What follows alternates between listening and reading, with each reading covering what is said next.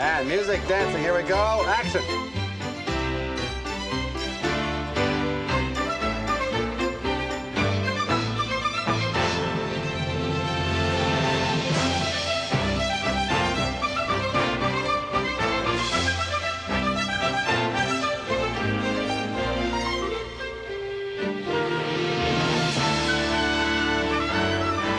Cut. This show is shot more like a feature than television, which is what's interesting about it. So it's got scope, this thing has. Most television doesn't have scope like this. That's what makes this series, I think, unique. You know, we get the toys to play with here, too. You know, we can do the big production shots like this cannery. We can have horses going by, and 25 workers and fish. And as a director, of course, you just keep pushing yourself to make it richer and bigger and bigger and bigger. The budget of the series is probably the most expensive thing that's ever been produced in this country in a series form. I think the budget is reflective of the care and fastidiousness that goes into the production to make it what it is. I've never done a television series before, so I suppose that's what this is. It feels more like a film set. It's so beautifully made, and it really is in the country. So we get a nice feeling.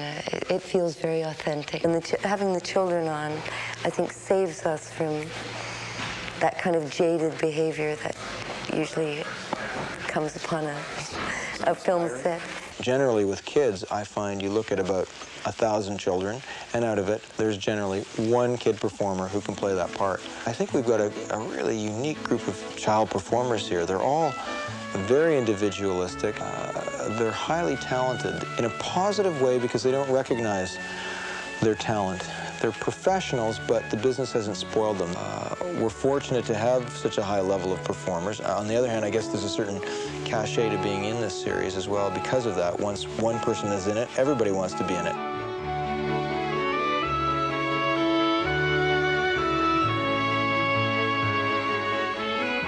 I guess in a lot of ways, it definitely has affected the course I'm taking. Like, I think a lot of my views of the world in general are sort of influenced by, like, everyone on set.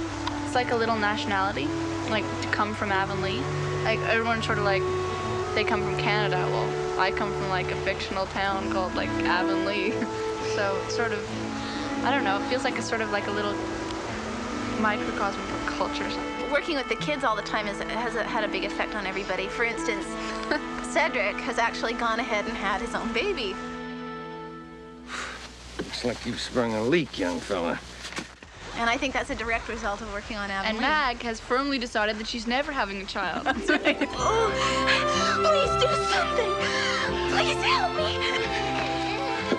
That's right, I have decided that. But, that's partly because I've been thrust into the role of motherhood here without particularly knowing what I was doing, which is why the baby always cries when I have to hold him. I really like working, and I really like having a family. But this year, with shorter hours, you get home at night and you put your kids to bed when you've been up since 4:30.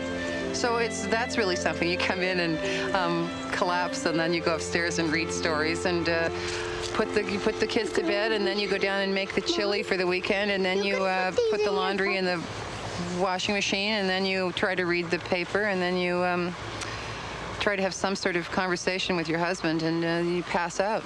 I have a hard time juggling both school and work. It's a little bit difficult, to get up at 4:30 in the morning and come to work and go through hair and makeup and then go to set and do my scenes, and then when I have a break, I can't just sit around or I can't have a nap. I have to go and do my schoolwork. So that gets a little bit difficult from time to time. So, when I'm at school for a day, all my friends are complaining about how tired they are and how hard it is being at school, and the classes are so often. I'm like, guys, you have it easy, okay? Because it's just so tiring to do both at the same time. So I think that one of the great opportunities we have with this show is to show a sense of community. And I think that the sense of community is so important to get across in our age. Well, it's a very interesting, endlessly expanding community. There's always a crisis, and there's always something going on that's, it's an interesting thing, I think, Lucy Maud Montgomery, because she's She was very interested in older people and very much younger people, and that combination. The kind of interaction with the kids on the show has been a really strong part of the experience for me. It's been really neat to be alongside these kids growing up and expanding in their horizons and their abilities and so on. It's been a great pleasure. And I've come to talk to you about a most important matter of the heart. She confided in me. It was love at first sight. It'll be fine, Jasper. All you have to say is I do. Davy, come back here. I want to come with you. And she only comes out at night, when the moon is full and pounces on little children. I can't wait to see the look on Felicity's faces. I've got all the information I need right here. With the proud owner of a .32 caliber Stevens crackshot rifle. Mr. Tremaine told me I had a real feel for the hospitality business. I just can't stand the thought of everyone disliking me. I wouldn't miss it for anything. Good breeding and polite manners are very important. Do I look all right? There is no more grub. The series has expanded in its style and sense of the dramatic. The new season hosts a cavalcade of emotionally charged stories. If you're going to give this place to me when you die, the first thing I am going to do is sell it! Who's there? I mean no harm.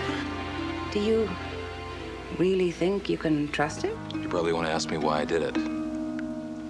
Cecily's sick. It's consumption, Hetty. The best place for Cecily is in a sanatorium. We are not sending Cecily away. Your daughter was stealing. Keep your small-town, paltry, homespun advice to yourself. You seem to have the mistaken impression that you occupy a privileged position in this classroom, young man. You may not. You didn't know it because you can't read. Do you want to learn how to read?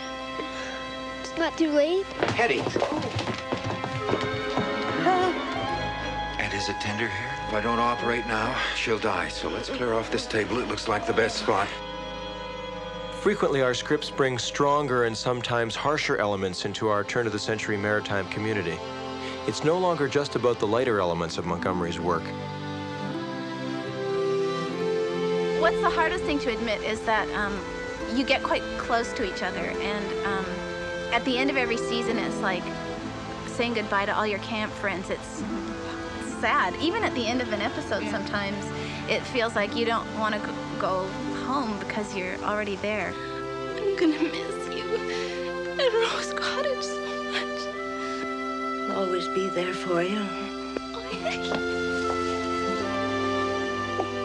The things about Avonlea that will always stick with me, no matter what, is the atmosphere here, because of the fact that it seems like everyone's on a really equal level here.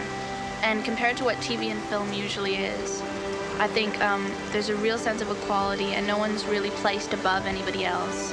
And it seems like there's a real sort of like camaraderie here, and I think that will always stick with me. So join us Sundays at 7 on CBC's Family Hour for an exciting new season of Road to Avonlea.